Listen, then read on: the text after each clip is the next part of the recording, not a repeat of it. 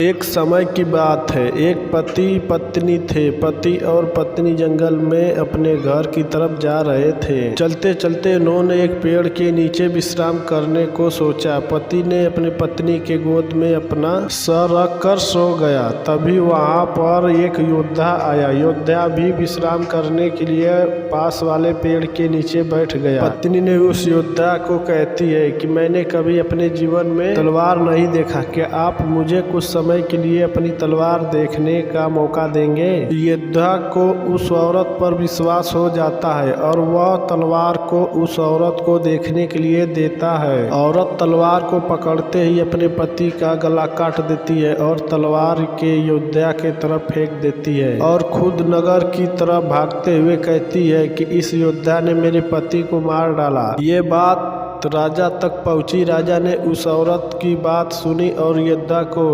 दोषी ठहराया और राजा ने अपने सलाहकार से पूछा उचित सजा क्या होनी चाहिए। सलाहकार ने कहा कि महाराज, योद्धा को अपनी तलवार से इस औरत के पति की हत्या की है तो इसकी दोनों बाजुओं को काट देना चाहिए ताकि ये कभी तलवार ना चला सके। राजा ने ऐसा ही किया। योद्धा का दोनों बाजुओं को कटवा कर उसे छोड़ दिया। जब योद्धा की बाजू काट दी जाती है, वह पीड़ा और अपमान को सहन नहीं कर पाता और पहाड़ी से कूदकर हत्या करने का सोचता है। लेकिन रास्ते में उसे एक साधु रोक लेता है और उस योद्धा को बताता है कि तुम उसे उसकी स्थिति का पता है और उसे ध्यान लगाने को कहता है। योद्धा साधु से पूछता है, बाबा मेरी गलती क्या थी? मैंने उसके पति को तो नहीं मारा, फिर मुझे सजा क्यों मिली? बाबा उसे योद्धा को पूर्व जन्म की बात कहानी सुनाते हैं। साधु कहते हैं कि पूर्व जन्म में ये औरत एक गाय थी और उसका पति कसाई था